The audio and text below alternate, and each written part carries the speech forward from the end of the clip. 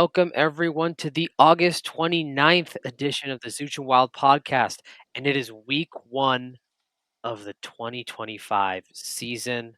Zooch, it is finally here. We are back to football. We are back to We're football. back to football.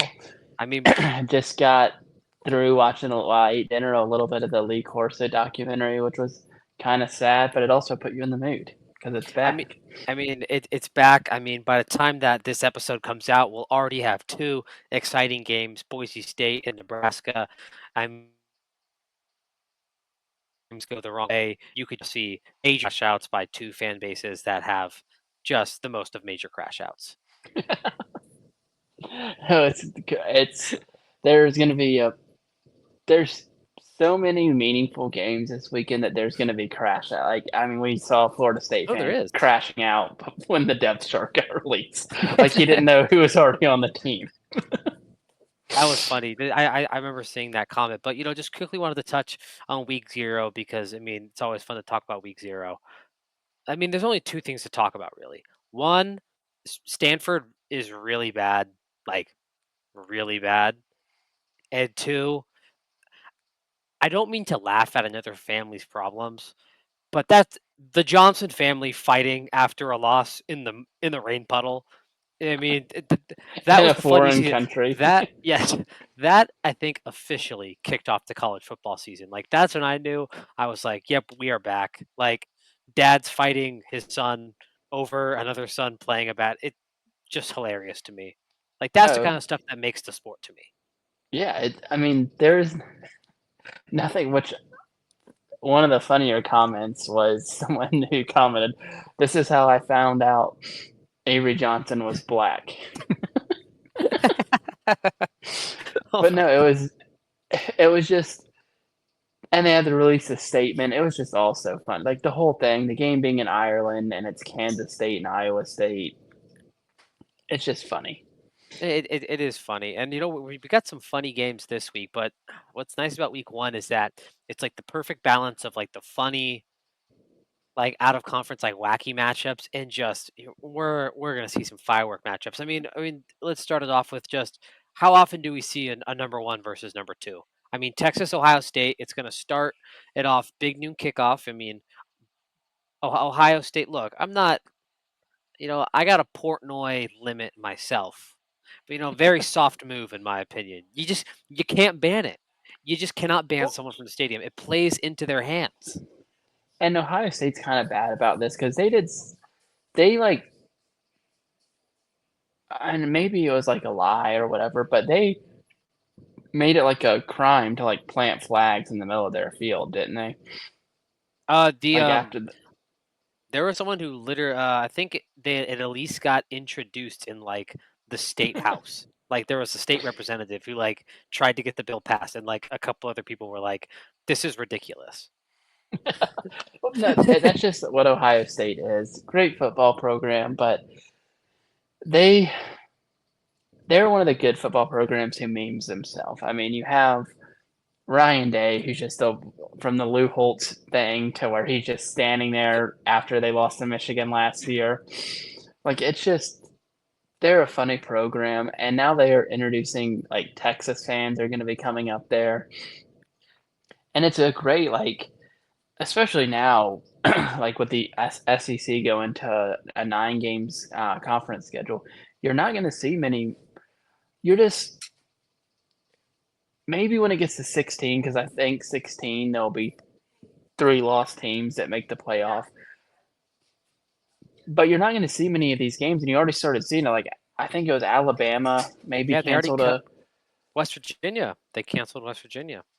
yeah, and it's you just appreciate these games. Like appreciate that game is right off the bat. Like a huge like whoever wins this game, they're not. These are already the top 2. Like they're 2 of the top 3, I think, in odds to win the national Yeah. championship. But you get a rematch of the the playoff game last year. You have Sark, who, like, I don't want to say he has to win this game, but he hadn't really they lost to Georgia twice last year, lost to Ohio State in the playoff, year before he loses to Kalen DeBoer.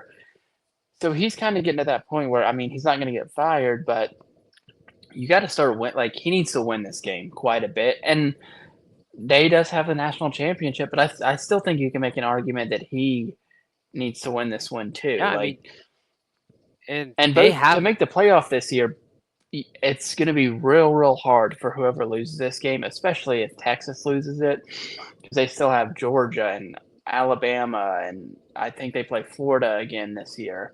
They have a hard schedule. Ohio State, I mean, I know they have Penn State. They got to get that Michigan hump off their back.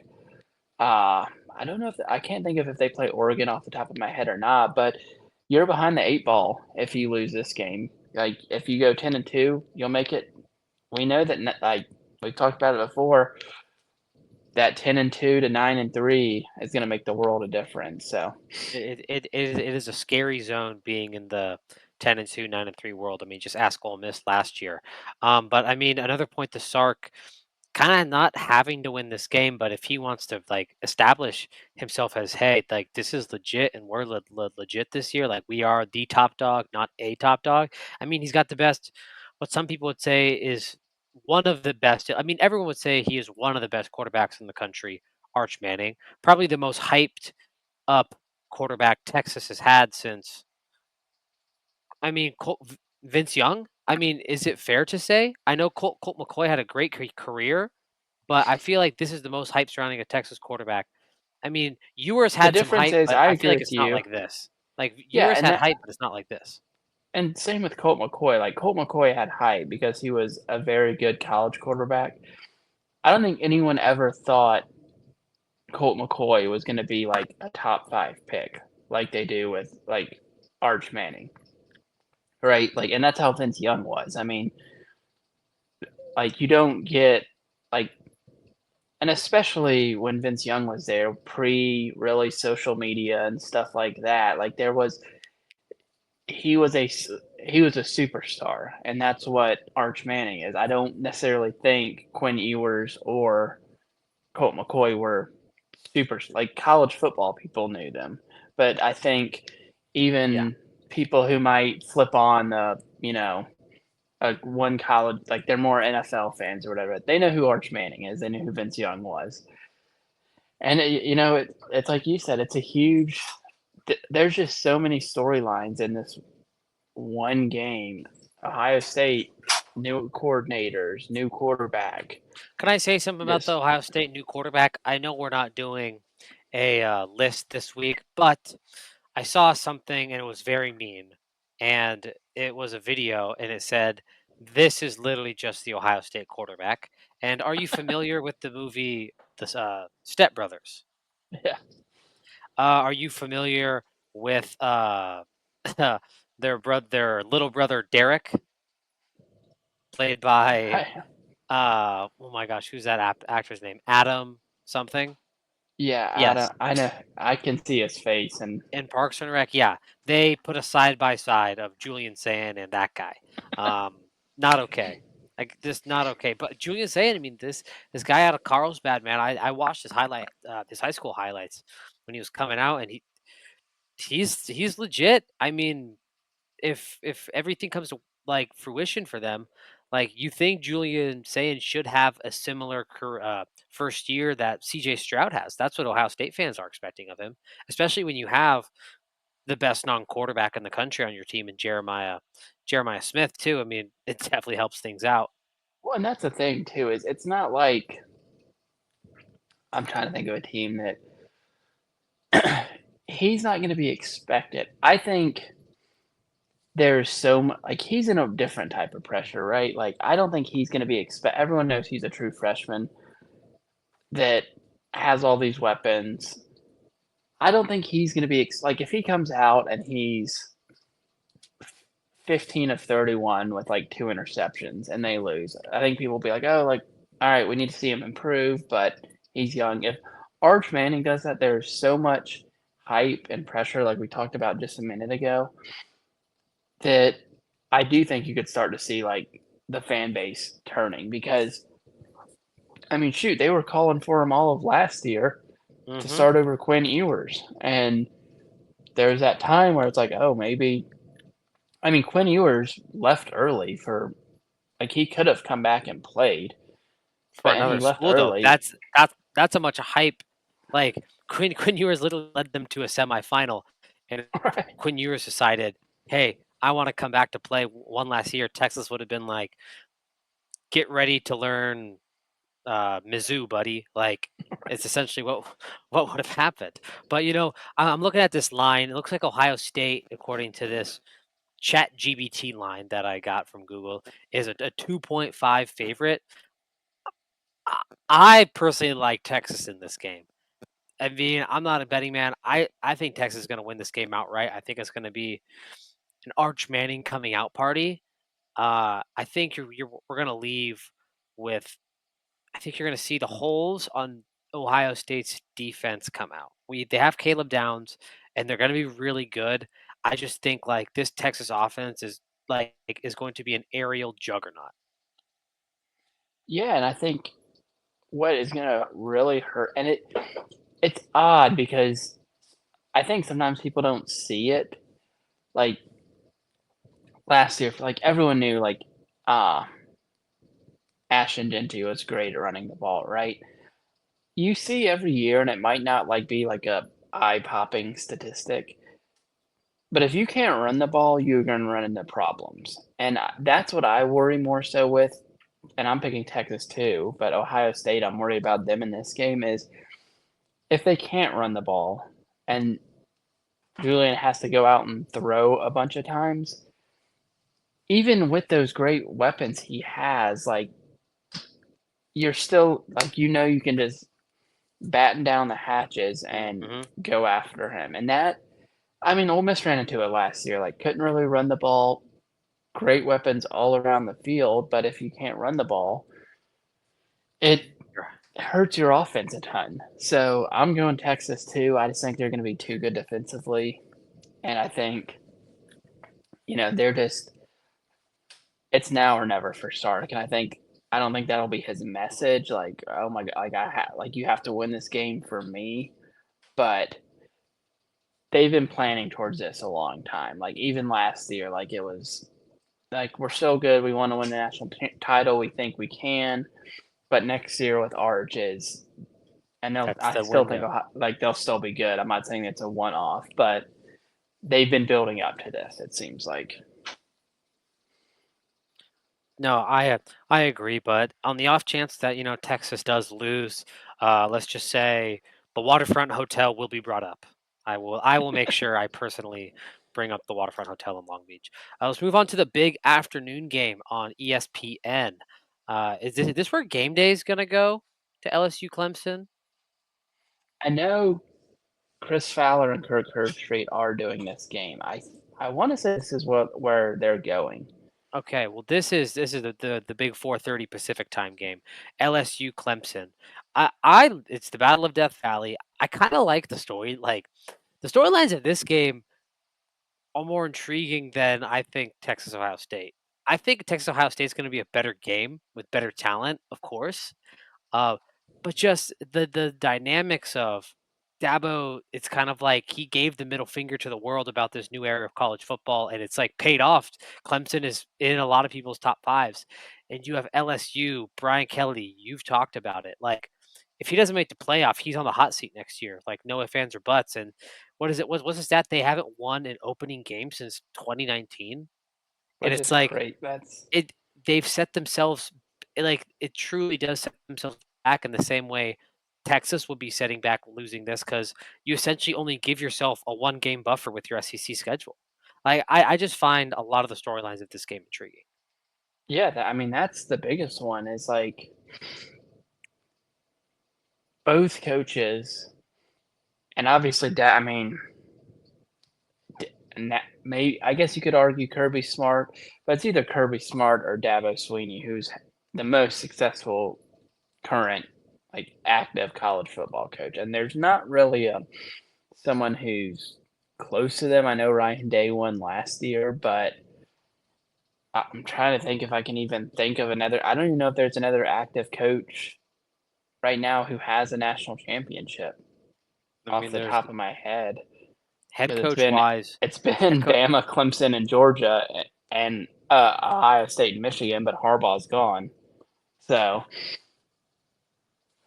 Dabo has had the success, but it's another Mhm. one that whoever loses this game is just they're going to be feeling it, and especially I think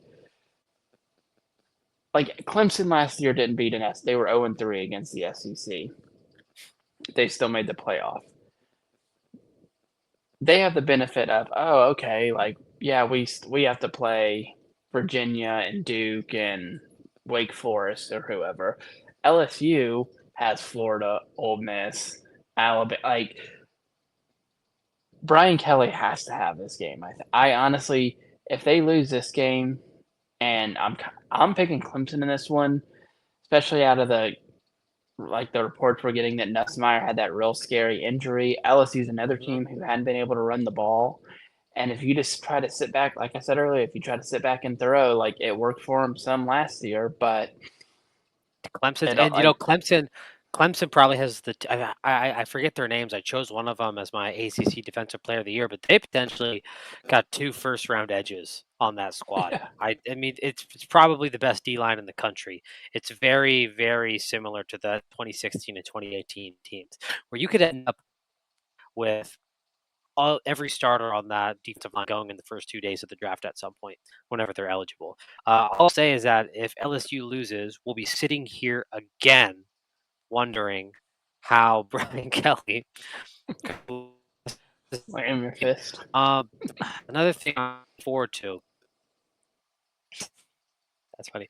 Another thing I'm looking forward to in this game is how's Cade Klubnik going to look? This is a guy that I think February to like spring ball was like a lot of people's like, oh, dark horse Heisman, Cade Klubnik. He's not even a dark horse anymore. He's in the top 5 of Heisman odds out of any quarterback in the country. So I'm very interested to see how Cade Klubnik plays in this game.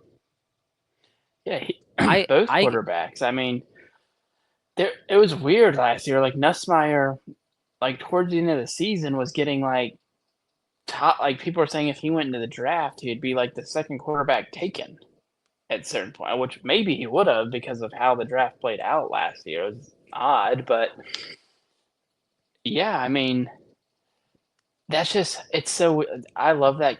I'm looking more forward to that game too because I know I didn't put him in there, but I think the odds of both both Ohio State and Texas making the playoffs are way higher than the odds of both Clemson and mhm. LSU making the playoffs. So that's why I'm looking more forward to that game is it's just win or die. That's how I feel about that one.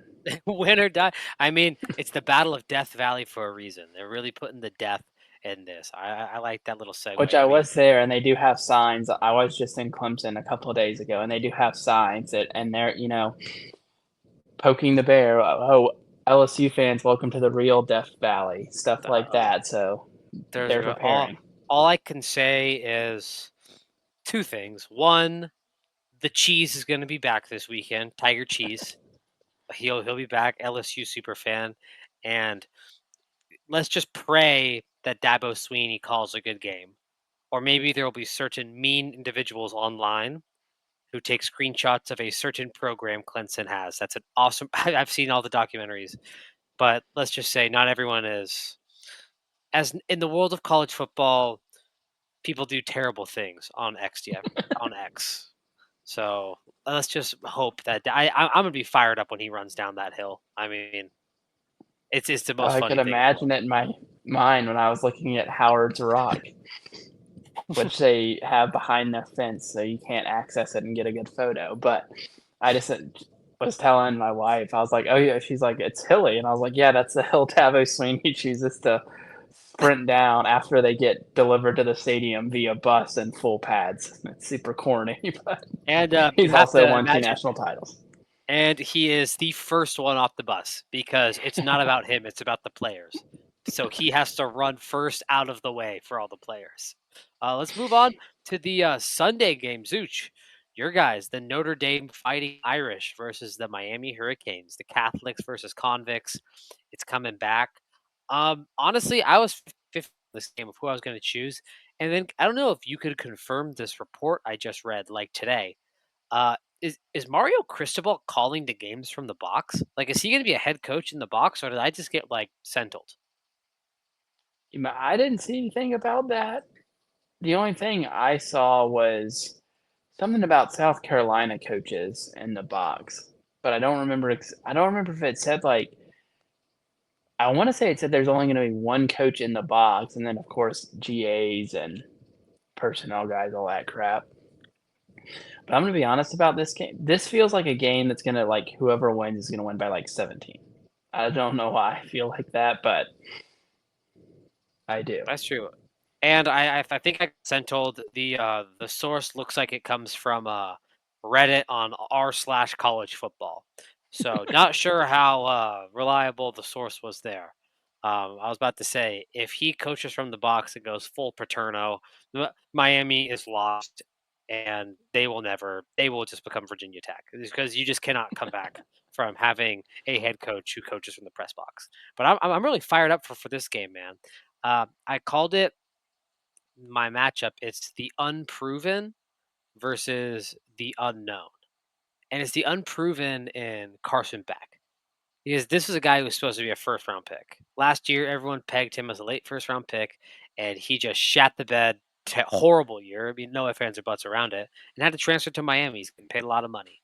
Versus the unknown, you got CJ Carr at Notre Dame, who probably has the best running back in the country behind him, at least on paper, and he's not going to be asked to do much. He's going to be asked to. You're kind of given the keys to the Ferrari and asked not to crash. I know that's super cliche, but I truly feel that way about Notre Dame this year. I have them in my playoff. And it's literally just like if CJ Carr just don't be Drew Pine and Notre Dame will make the playoff. That's literally Drew it, Pine, I forgot about Drew. nothing beats. Yeah, it's Oh my gosh, who is that one coach that like job? He is. I think he's at Alabama now. Oh my god, he's the son oh, of Tommy something. Reese. Yeah, Tommy Tommy Reese. Reese, who's just screaming at Drew Pine. It's one of my favorite videos of all time. Yeah, he made Tommy Reese, who is habitually benched for making, like, terrible decisions all throughout his time at Notre Dame, was like I think he was getting flashbacks, and he was like, "Oh, wow, this is why, like, my quarterback coach hated me when I was in school." And I mean, that one got caught on TV, and people kinda bugged out about it, but that stuff happens more than, you know, people realize. Like, coaches, they yell at players, it's fine, like, I can assure you the players can handle it. But I have Notre Dame in this game. Like I said, it just feels weird. Like this one feels like it's gonna be hyped up, and I just feel like it's gonna be one of those. Like it seems close, maybe a little bit in the score, but Notre Dame just in control the whole time. Like maybe they don't win 35-3, but it's like a 27-17. Looks Mhm. closer in the box score than it really was. Yeah. Miami can never really get going, but we'll see. That's why they play the game. That's why they do play the game. I also have Notre Dame in this game. I think I think it's almost similar to like a little bit more of like that Texas A&M game last year. Maybe Notre Dame a little is what I would say. But yeah, I'm fired up for this game, and it's football on a Sunday. I love how college football is like shoot NFL. You want to take over like real estate at the end of the year, we'll snag the Sunday before you start. So it's a rare college football on a Sunday. We only get it a couple times a year, maybe even once a year. So I'm also fired up. Some other week one notables I had Zooch is if Dante watch out for that Oregon Montana State game. If Dante Moore is UCLA Dante Moore, watch out. I'm telling everyone right now. I had that on there. Also had you're going to see a Florida State crash out. It's not going to be pretty online at all. Um, where is the last thing I had? Also, could be a sneaky good game. A coach that we both think is good, Fran Brown at Syracuse versus a Tennessee team that's 24 in the country. But if you really look deeper into that Tennessee team, It might be the Homer Simpson meme where he's standing up and he's like all ripped and stuff, and he just has like the rubber bands holding all his flesh back. That could be Tennessee this year. So like, watch out for Syracuse to really, really make a jump. Because I think that's the game that has the biggest chance of an upset happening this weekend, at least a top 25 one. I am excited. I think, like in years past, I'd be really excited for that Alabama FSU game. It is in Tallahassee. Like I know their fans are fired up. Some of them are crashing out. Uh, but no, that Syracuse, Tennessee. I mean, Fran Brown is he's an up and comer. He Syracuse, I think, finished like 10-3 or something last year. They're a pretty good ball team out, like especially for being Syracuse. And like you said, Tennessee is in a transition year. They've had a lot of drama. They did just sign Josh Heupel to an extension though, so they still believe in him. But yeah, I mean, there's quite a few under the Well, radar. Like we have the let's. mega games, but there's quite a few under the radar ones. I'm just remembering now. If Josh Heupel loses this game, everything has gone downhill since the Morgan Wallen walkout. Everything points back. The offseason drama, the playoff loss, everything will have pointed back to the Morgan Wallen walkout And at he Neyland will like there will Stadium. be 50 pictures of him as Hank Hill's son, like Yep, Bobby Hill. all over. you know, I I read a fan theory where it's like he really is Bobby Hill because it's like Josh Heupel, obviously the coach at Oklahoma, Bobby Hill, Hank Hill, obviously humongous Longhorns fan in the show King of the Hill. Like it would just make sense for the show if like yeah, Bobby Hill like went to Oklahoma and like Hank Hill had to like cheer on the Sooners to cheer on the Sun. I think that would be. I'm sorry, I've been rewatching. I love King of the Hill, and I've been rewatching some of the new King of the Hill episodes on Hulu, and like I was just like, that could be an awesome King of the Hill storyline. Like Bobby Hill Heupel going to Oklahoma and Hank Hill having to root on the Sooners. He's a meme. He's a good coach, but he's a meme. There's no other way to put it. Oh my gosh, fair enough. All right, well that's enough. Zooch, anything else? Other games you want to touch on, or do we kind of cover the basis and move on We kind of to? covered the bases. The great week one slate. There's too many to get to. There is too many to get to. Make sure you have the last button on the TV remotes. It's crucial during college football. Remember that, people. The last button is God's great gift when watching college football. Uh, people are saying, "Hey, we need a college football red zone." No, you don't. We have the last button, and we have the Yeah. YouTube TV quad box, which the deal just got signed today. So I'm fired up. I'm going to be able to watch the Fox games. But let's move on to couple of things to look out for. We're just gonna talk about, Zooch, a player or a team, and a player or a team that I think is really going to explode onto the national scene this week. Zooch, who is your player, team, thing, game that you really think is going to explode someone or something into the eyes of America this week? I honestly, and I kind of went back and forth on who I wanted to choose for this one. Uh, but I'm going with Jaden Maeva from USC. I think they they've just been so, and it's because of hype for other teams and like USC's just been down I mean, like that last year with Caleb Williams was bad. Last year wasn't really any better. But I think he's gonna like show people that I think USC is gonna be pretty good this year. I had him in my playoff, and I think this week one is gonna kind of open some people's eyes. So they're playing a little bit later, so it'll be the nightcap. You'll get to see them on TV. And yeah, that's who I'm going with. I think it might be. I think he's gonna have himself in the Heisman race this year. So Oh, that is a bold prediction. I mean, Lincoln Riley's done it before though with quarterbacks. I'm also kind of stick to my guns in a similar pick as you. Choose a team that I have in my playoff. I think Josh Hoover is going to bust out on the national scene this weekend. I really do. They got the Monday night game against Belichick, standalone game. I think this is a game Labor Day, so everyone's going to have work off, or most people are going to have work off, and people I think everyone's eyes are going to be on that game. And oh my gosh, do you remember the TCU Colorado game from a few years ago when Duggan came in like the second quarter and kind of like started that TCU run? It was like that Friday night game versus Colorado. Mhm. I think Josh Hoover is going to have a similar game against UNC, and then I think people are going to freak out Tuesday about Belichick, and I think he's going to spoil the Bill Belichick first game. Also, just announced today, or at the time of this recording, that Belichick chose the South Alabama transfer Gio Lopez as his starting quarterback. I'm sorry, you cannot win a national championship with a quarterback named Gio. I'm sorry. I'm sorry. Maybe a Gino, but it just G no. I'm sorry. They also there's a report that him and I think it's still his girlfriend Yep. are Oh, I creating know. like a Yep. fashion line called Gold Digger or something Yep. like that. And they put a trademark of a trail of salty tears. Ew.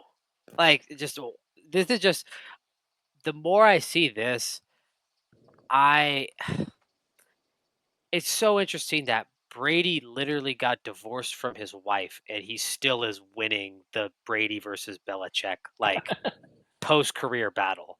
Like Bill Belichick is just withering away like an old man. Like honestly, Bill Belichick should just retire. Bill Belichick is like the guy that just like has like that stupid like baseball writer's hat and just like spends half the year in Key West, Florida. Like that's what Bill Belichick needs to Yeah, and just not a good decision maker in do. his later years, you know? I don't know. We're getting off topic here, but I just can't imagine that, you know, if you're out at the bar or you see someone, like, maybe you're at, like, a big corporate meeting and you're like, "Oh," like, you're talking to a girl, so I'm like, "Oh, I like that, like, what brand is it?" And she goes, "Oh, it's Gold Digger by Bill Belichick and Jordan," whatever her name is. You'd be like, "Oh, okay." Like, at least that's what my reaction would be. It's like, "Yo, yeah, I've got the Gold Digger I'd be like, what is that name?" But you know what? Hopefully it's successful for him. I hope so too. I mean, he's bringing all the UNC legends out. But Zooch, we're going to end the show with going on for our third year in a row. We have the meme matchup, where we bring a funny matchup, whether that's a team, whether those are two players going at each other, whether it's two fan bases that are matched up against each other. Oh, I love the meme matchup. It's our longest running segment. We do it every year. This is the first one, and I'm going to start it off, Zooch. Classic, classic meme matchup. A classic old school Pac 12 after dark matchup. I'm going Cal, Oregon State at 7:30 Pacific time on ESPN. Just old school Pac-12. We got the starting quarterback who's a true freshman. I forget his name, but highly recruited out of Hawaii. You have Malik Murphy is the quarterback at Oregon State. I mean, That's ridiculous. I mean, this is just for those who are going to be missing just Pac-12 after dark. This is your game. This is what I want in Pac-12, like an after dark game. Cal versus Oregon State is just going to set the tone for the rest of the year. Night games on ESPN and FS1 and Fox. I'm so excited for that game to just end in the most stupid fashion. I am. My that one will end in a dumb fashion. Mine, however, and it's a combination because it's just the 4 people involved are just so like, it's such a assortment of characters, and I like all of them in certain ways and think they're goofy in other ways. But Friday night, the fact that we get Georgia Tech versus Colorado, where you have 2 coaches who couldn't be more different in, like, how they, like, are perceived at least. Like, I'm not gonna say how they run, but how they're perceived, you know, like, Colorado has, like, the boom box and, like, rappers and stuff in their locker room after when Brent Key would, like, I think, have an aneurysm if he walked into the locker room after a game and there's a boom box. And then Auburn and Baylor. Like, Oh my god. that one is hilarious. Hugh Freeze is just I honestly think Hugh Freeze is like, he's someone that if you met, you would think he was really likable, but he's so corny, like, just in, like, the things he says, and, like, he's so easy to make fun of. And then you got Dave Aranda, who was, like, the hottest thing in coaching and, like, cooled off a little bit, and just he's like, part of it is he's bald and, like, his head is always just glistening. And Baylor, like, day game it's Friday night is underrated this Friday week night is for underrated, man. Oh my god, I cannot wait for like when that's what I love about Baylor TCU. When like those, oh my god, it was those like the last couple of years of Patterson and the first couple of years of Aranda. It was just like it was the sweatiest matchup of all time. Was Gary Patterson versus Dave Aranda. yeah, it's they're just like, all of them, like I said, I think they're all likable in their own way, and they're saying that, and you're like, "Oh, okay, like, that's kind of annoying," or whatever. But, yeah, like, especially that Georgia Tech Colorado one, that's just it's just a funny matchup, like, That is a Did funny I say one. Brent Key? Brett Pry, Brett uh, Pry. uh, and Dion, and, like, Deion Sanders is gonna have, like, a and thank God he's okay from his cancer scare, but he's gonna have, like, a porta potty on the sideline. It's just funny, like, the whole And Mohawk Warren Sapp is one of his position coaches. right. Ralphie, like, had to just retire because he Yeah, decided he didn't wanna run anymore. I love I that. wish it was, like, a neutral site game, though, and, like, Ralphie and that stupid car that Georgia Tech comes out in were, like, coming out Oh at the no. same time. Oh man, we're gonna get all the dumb entrances. Oh man, I'm so fired up, man. I mean, it's here. All the weeks of waiting. I mean, every what's awesome. Last thing I'm gonna say before we end the show is what's awesome about week 1 is there's literally 80 teams that think they can win a national championship. There's literally or there's at least 80 teams that think they can go to the playoff and make a run and change their program.